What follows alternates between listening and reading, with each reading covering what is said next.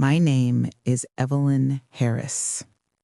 And if you had told me 30 years ago that the man I built my life around would one day look at me with empty eyes and ask if I was the nurse, I would have laughed or cried.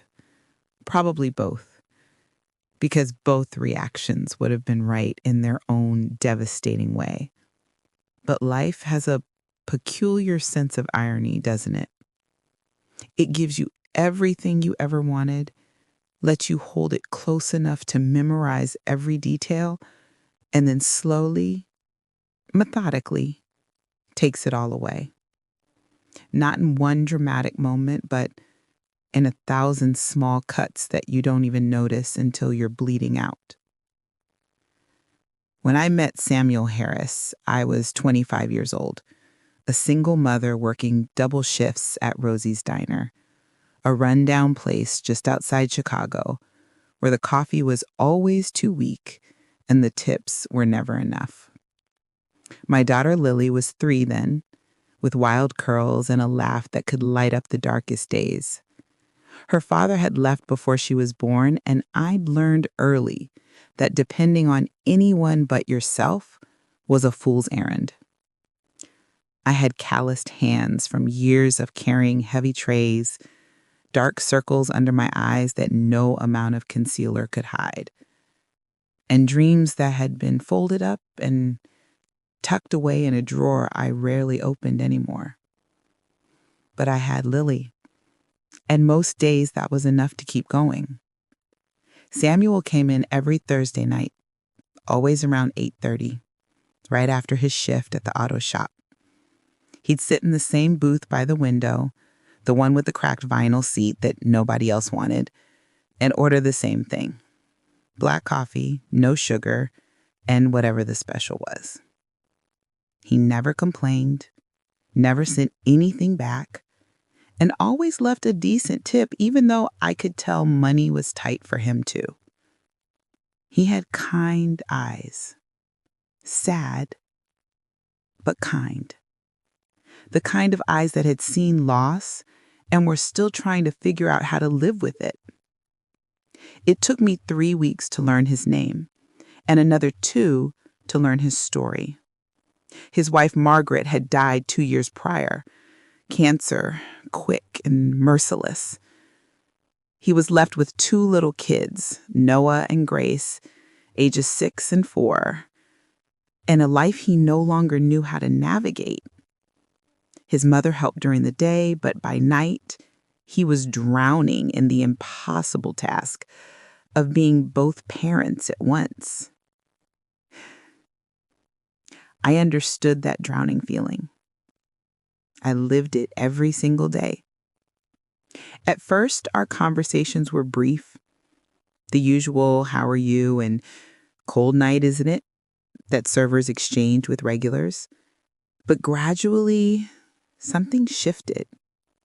He started staying longer, nursing his coffee, asking about my day. I found myself lingering by his table, refilling his cup even when it was still half full, just to have an excuse to talk. Then one Thursday night in November, as snow began to dust the parking lot outside, he looked up at me with those sad, kind eyes and asked, could you pack an extra sandwich for the kids? They love your turkey club.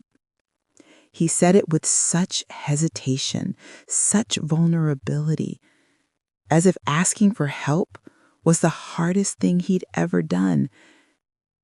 And something in my chest cracked open. Of course, I said, my voice softer than I intended. On the house. He tried to protest, but I waved him off. It's just a sandwich, Samuel. That was the start. That simple sandwich. That small act of kindness that would reshape the entire trajectory of my life. Within 6 months, our Thursday dinners had expanded to Tuesdays and weekends. I met Noah and Grace. Two beautiful, wounded little souls who desperately needed stability and love. Grace had her father's eyes and a shyness that made her hide behind his legs. Noah was quieter, more withdrawn, carrying a seriousness no 6-year-old should have to bear. Samuel never pushed anything. He was a gentleman in the truest sense, opening doors, asking permission, moving at a pace that felt safe. When he finally asked me to move in, it wasn't romantic or dramatic. It was practical, almost hesitant. He said, "The kids need someone." And I think I do too. You don't have to answer now. Just think about it. I thought about it exactly one night because the truth was I needed them too. Lily needed siblings, a father figure, a real home, and I needed to feel like I mattered to someone again. Within a year, we were living together in his small 3-bedroom house on Maple Street. The wallpaper was outdated, the furnace made concerning noises, and the kitchen cabinets didn't quite close right. But it was ours.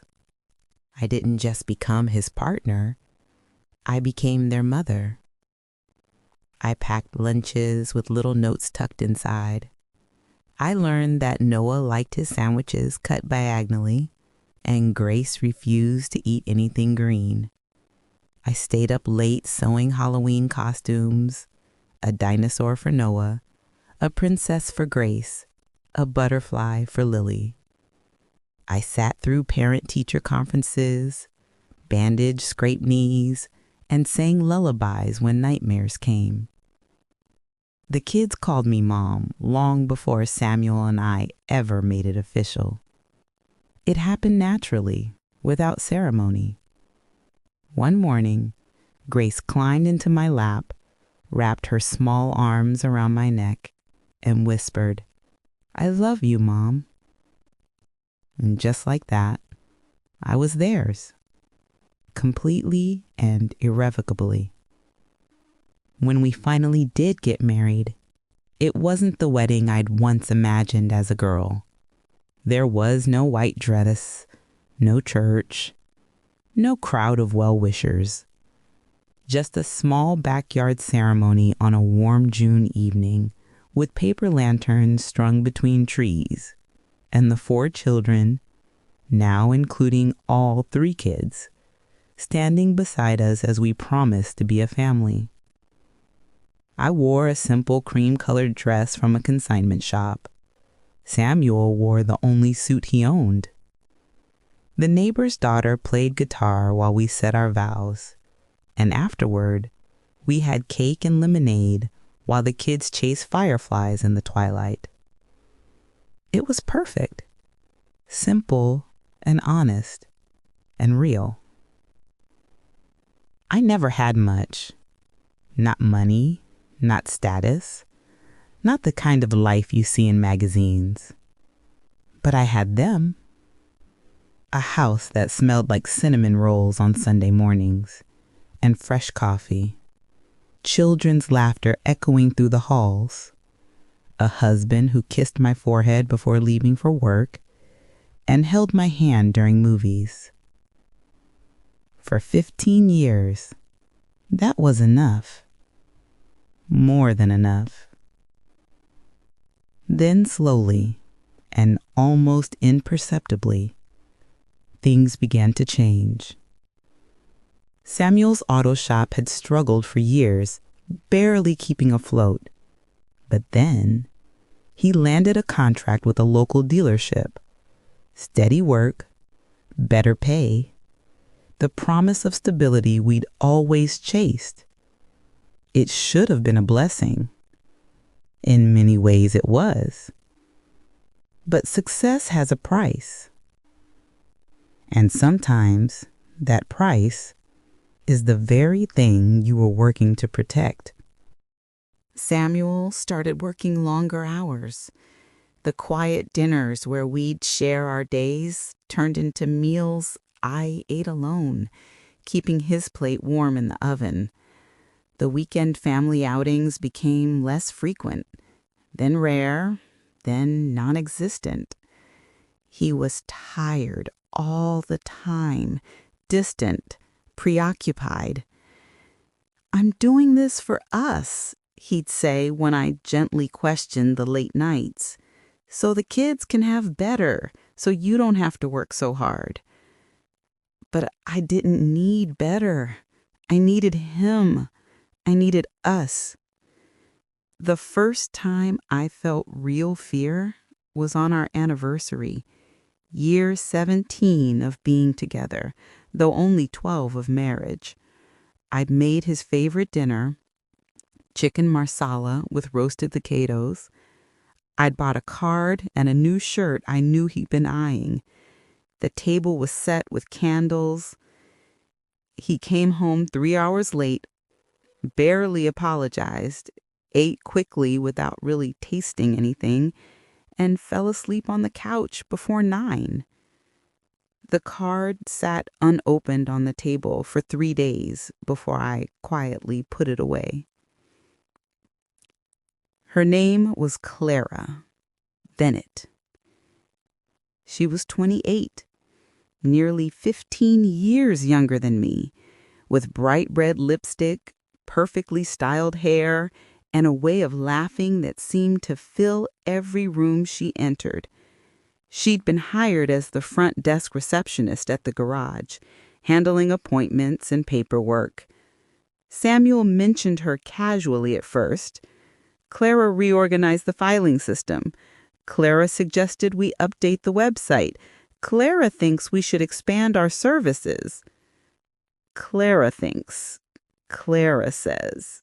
Clara, Clara, Clara. I told myself I was being paranoid, insecure, foolish. Samuel wasn't that kind of man.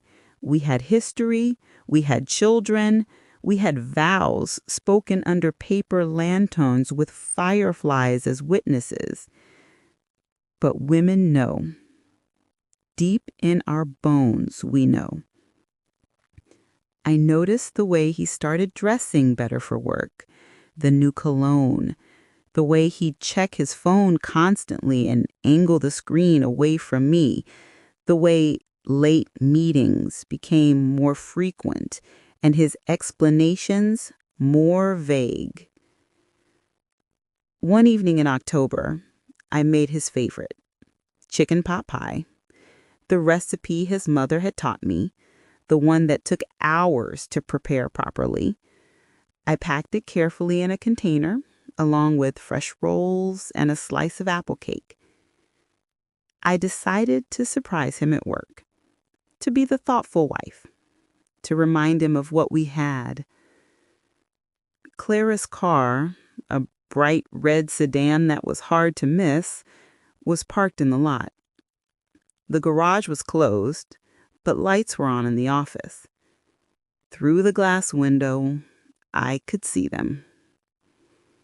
His hand on hers, her leaning close, both of them laughing in a way that spoke of intimacy, of inside jokes, of something that belonged to them alone.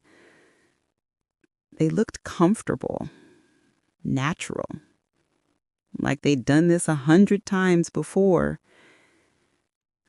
I stood there in the cold October air, holding a container of food that had been made with love, watching my husband fall in love with someone else.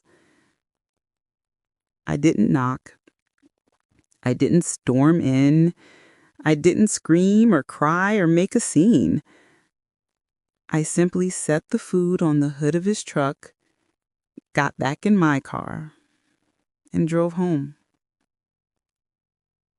That night, I packed my things, not frantically or emotionally, but methodically, carefully, like I was packing for a trip I'd been planning all along. I folded the years of our life together into a single suitcase. The threadbare sweater he'd given me our first Christmas, the photos I couldn't bear to leave behind, the small things that had become touchstones of a life I'd built with my bare hands. Samuel came home past midnight. He found me in the bedroom, suitcase by the door. Eve? His voice was confused, cautious. What's going on? I'm leaving. What? Why? What happened? I looked at him then, really looked at him. At this man I'd spent nearly 2 decades loving, who I'd raised children with, who I'd built a life with from nothing. You know why, I said quietly. He had the decency to look away. It's not what you think, he started, the oldest lie in the book. Then what is it, Sam? Tell me. Make me understand how working late turns into holding hands with another woman. Help me see how the man who promised to love me ended up looking at someone else the way you used to look at me. He didn't have an answer. Or maybe he did, but couldn't bring himself to say it out loud. I gave you everything, I continued, my voice breaking despite my best efforts. I raised your children. I made this house a home. I loved you when you were broken and helped you become whole again. And it still wasn't enough. Eve, please. No. I picked up my suitcase. I won't beg you to choose me. I won't compete for something that should have always been mine. I walked toward the door, and that's when I heard it. Small footsteps on the stairs. Mom? Grace stood at the bottom of the staircase in her pajamas, eyes wide and frightened. She was 16 now, no longer the shy 4-year-old who used to hide behind her father's legs. But in that moment, she looked just as small and scared. Mom, please don't go, she cried, running to me. Please, we need you. I need you. That broke me. More than Samuel's betrayal, more than anything else, the sight of this girl who I'd loved as my own, begging me to stay. Noah appeared behind her, now 18 and on the verge of adulthood, his jaw tight with anger and pain. But Samuel just sat there in his chair, staring at the floor, didn't fight for me, didn't beg me to stay, didn't do anything at all. And somehow, that hurt most of all. I kissed Grace's forehead, squeezed Noah's hand, and walked out into the night. I moved into a small apartment on the east side of town, a 1-bedroom with thin walls and a radiator that clanked all night. It was the opposite of everything I'd built on Maple Street. The silence was unbearable at first. After years of chaos and noise and children and life, the quiet felt like drowning. I'd wake up at 6 out of habit, ready to pack lunches, before remembering there was no one to pack them for. I'd cook dinner for one and stare at the empty chair across from me. I'd reach for the phone to call Grace about her day, then remember I no longer had that right. I had given everything to that family: my youth, my health, my love, my identity. And suddenly, I was nobody, just Evelyn, alone. For years, I didn't hear from them. Birthdays passed unacknowledged. Holidays came and went. I'd send cards that were never returned, gifts that were never mentioned. I told myself it was better this way, a clean break. But late at night, I'd look at old photos and wonder if they ever thought of me, if Grace still remembered the lullabies I sang, if Noah recalled the way I never missed a single one of his baseball games. I built a small life for myself. I got a job at a bookstore, made a few acquaintances, adopted a cat named Milo. It wasn't the life I'd imagined, but it was mine. And slowly, painfully, I learned to find peace in that. 12 years passed. 12 years of silence, of absence, of being forgotten. Then, one cold January morning, my phone rang. An unknown number. Hello? Mom? The voice was older, shakier, but unmistakably Grace. Mom, it's me. My heart stopped. Grace? Mom, I'm so sorry. I'm so sorry for everything. I should have called years ago. I didn't know what to say, how to fix it. She was crying now. But I need to tell you, it's Dad. He's in the hospital. He's really sick. The doctors say it's not good.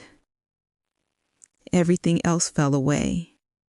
All the hurt, all the years, all the silence. I'll be there, I said. You will? Of course I will. Because that's what love is, isn't it? Not the butterflies or the romance or the happy moments. It's showing up even when it hurts. It's choosing compassion over bitterness. It's being there even when you have every reason not to be. The hospital smelled like antiseptic and despair.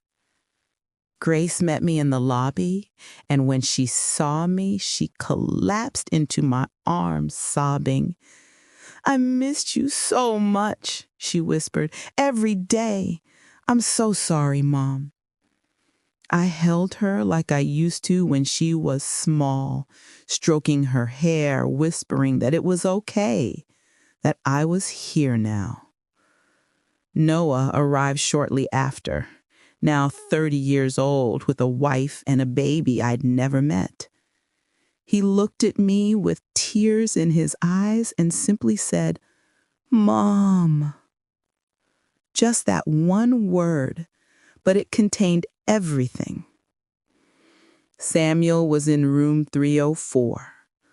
The man in that bed looked nothing like the person I'd married. He was thin, frail, his skin papery and pale. Machines beeped steadily beside him, and an IV dripped slowly into his arm. But when his eyes flickered open and found mine, for just a moment, I saw him. The man who used to sit in booth 6 at Rosie's Diner.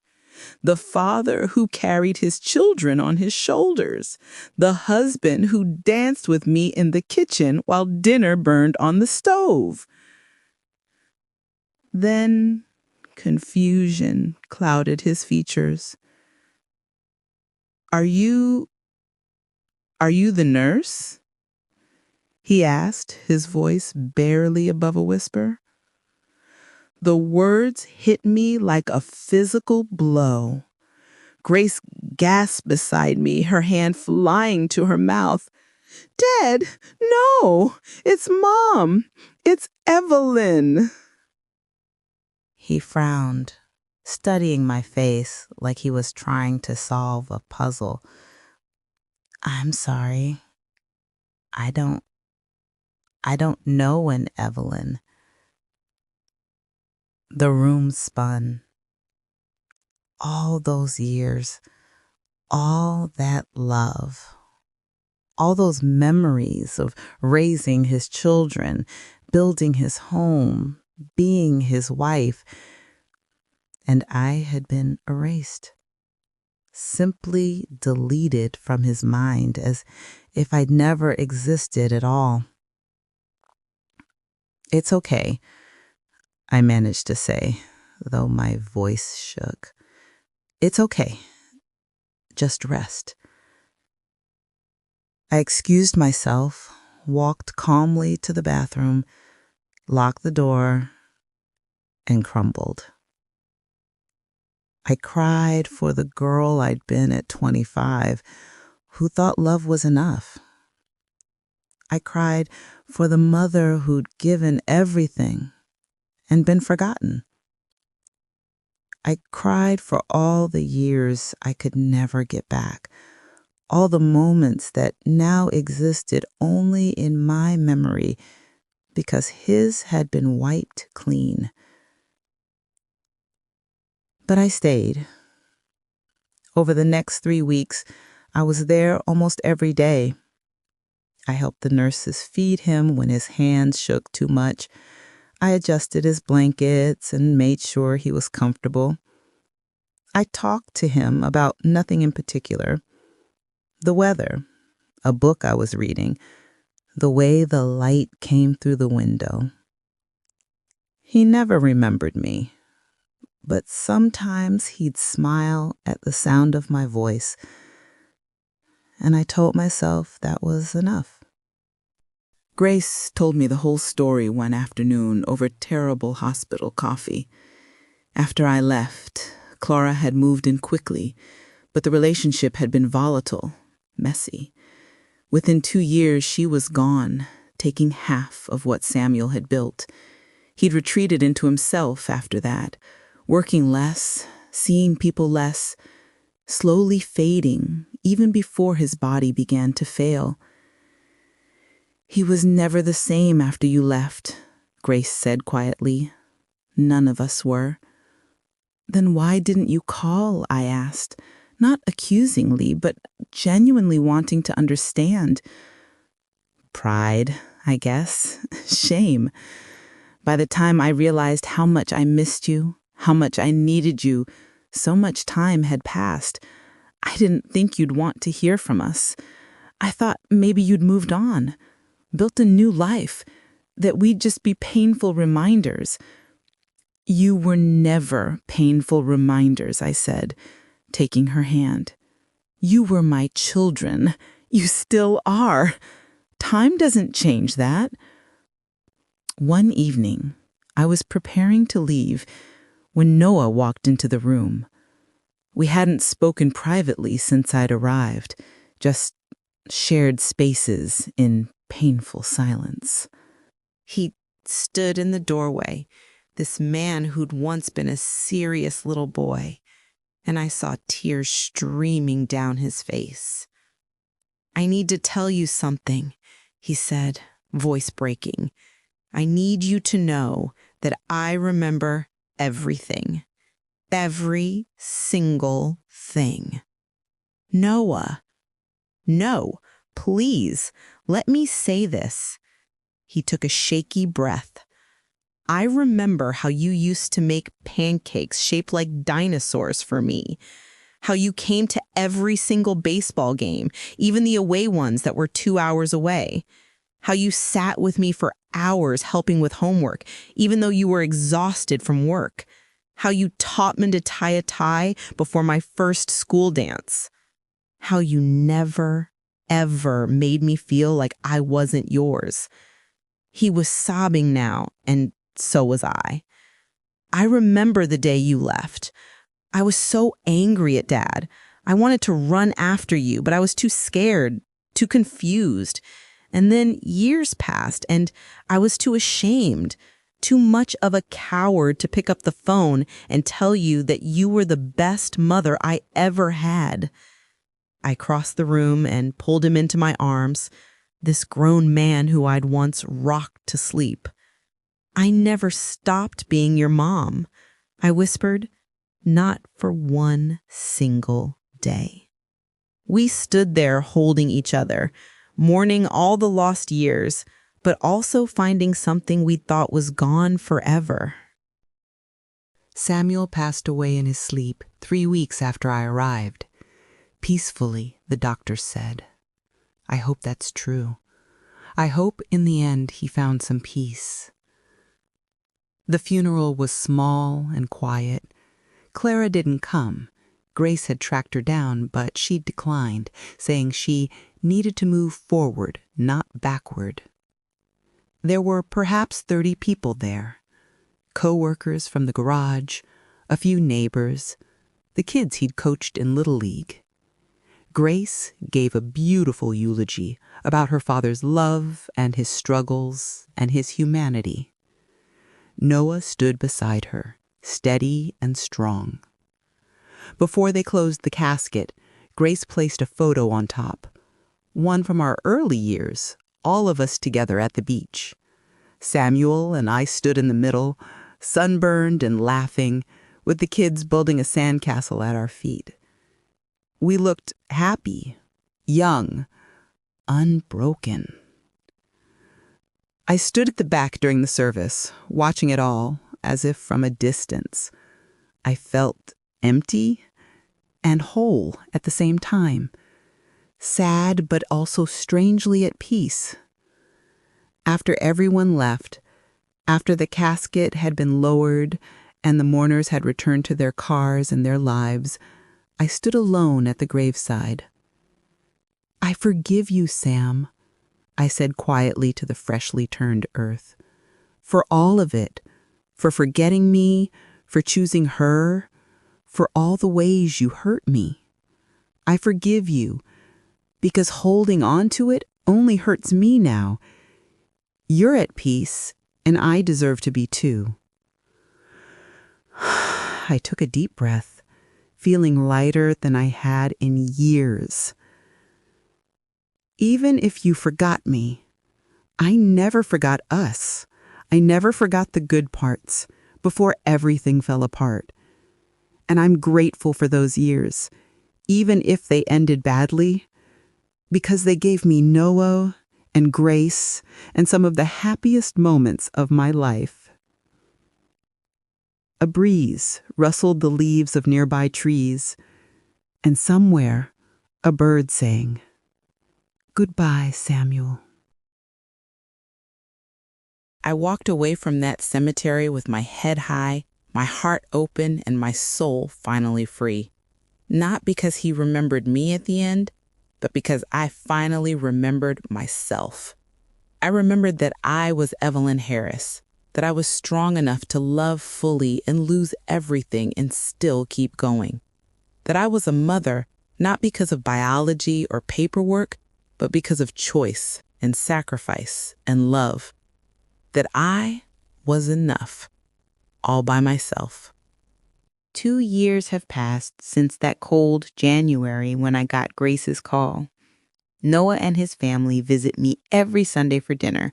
I've become Grandma Evie to little Samuel, named after his grandfather, but with hopes of a kinder legacy. Grace calls me almost every day, sometimes just to chat about nothing, making up for lost time. We'll never get those 12 years back. The weddings I missed, the grandchild's birth, the ordinary moments that make up a life. But we have now. And we're learning that sometimes broken things can be mended.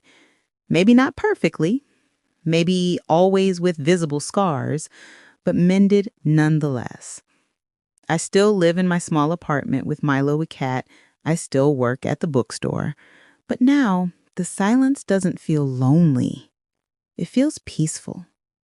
I've learned that you can lose everything: your marriage, your home, your identity, even your place in someone's memory, and still survive, still thrive, still find joy and purpose and love.